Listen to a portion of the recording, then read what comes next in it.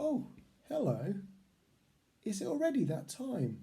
Is it already time to read chapter 5 of Peter Pan? I'm really, really excited about it. If you remember, at the end of chapter 4, we'd left the story with Wendy in a lot of trouble. She'd just been shot down by an arrow that Tootles had fired. Let's find out what happened. Let's have a look at some of the vocabulary that we're going to come across in chapter 5. So confess means to admit that you have done something wrong, so to say that you've done something wrong. As cross as two sticks means to be annoyed or grumpy. Elegant means to be graceful or stylish in appearance. It might be something that's luxurious or something that's expensive or something that's fancy. A chandelier is a large decorative hanging light with branches for several light bulbs or candles. So here is a picture of a chandelier here. And darn means to mend holes by using a needle and thread, and it's very, very similar to sewing. And here are some socks with some holes in that need to be darned. Chapter 5, The Little House and the Home Underground. When the boys crowded round to see the Wendy bird, they discovered to their horror that it was a lady. "A mother to take care of us," said the twins, "and Tootles has shot her." It was all part of Tootles' bad luck. He would have run away if Peter hadn't arrived. "I've brought you all a mother," he said joyfully. "Haven't you seen her? She flew this way." The lost boys stood aside and showed him Wendy. "She is dead," said Peter. "Who shot her?" "I did," Tootles confessed. "Now kill me." Peter was raising the arrow to strike when Nibs shouted, "The Wendy lady moved her arm." "Poor Tootles," Wendy moaned. "She's alive," Peter cried. He knelt down and saw that the acorn button he had given her had stopped the arrow and saved her life.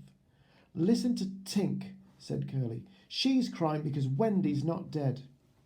When the boys told Peter what Tinkerbell had done, Peter was furious. "I am no longer your friend, Tinkerbell," he said. "Go away forever." And here is a picture of Peter Pan and the lost boys looking at poor Wendy. You can also see Tinkerbell here looking on. Wendy moved her arm again. "Well," said Peter, "go away for a week then." Tinkerbell wasn't the least bit grateful to Wendy. She just flew away as cross as two sticks. The lost boys didn't know what they should do for Wendy. They couldn't carry her down into the cave. "I know," said Peter. "We'll build a little house all around her." The boys rushed off to fetch branches, bedding and firewood, and Michael and John helped. Bit by bit the house was built with a green moss carpet, red walls and a door and windows. At last all it needed was a chimney.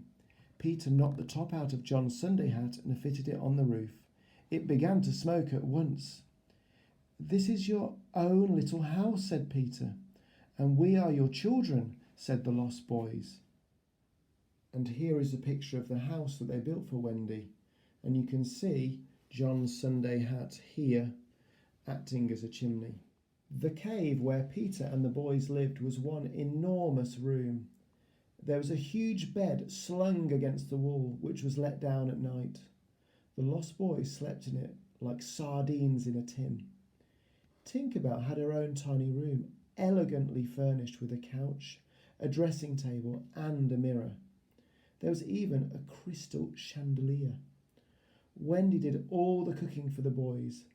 They ate island food, roast pig, breadfruit and bananas. Wendy liked to sit by the fire at night when the boys were asleep, darning their socks. And here is a picture of the room with the boys sleeping and Wendy darning their socks for them. Okay, so we've got lots of questions today about chapter 5. The first one is, at first, did the boys think that Wendy was a lady? Why did Tootles not run away? Why did Peter not kill Tootles? How did Wendy survive? Why was Tinkerbell crying? Why did Peter change his mind about Tinkerbell having to go away forever? What did they build for Wendy? What did they use as a chimney? Was the bed that the Lost Boys slept in comfortable for them? What is Tinkerbell's room like? Remember, you can find the answers by looking at the page numbers. So, for example, the answer to the first question, which is, at first, did the boys think that Wendy was a lady? The answer to that question can be found on page 33. You can either find the pages by going back through this video that I've done, or I'm going to put some photos of the pages on my Twitter page. As always, I'd absolutely love to read your answers, so please either send them to the Clifton Twitter page or you can send them to my Twitter page as well. Have a wonderful day and thank you very much.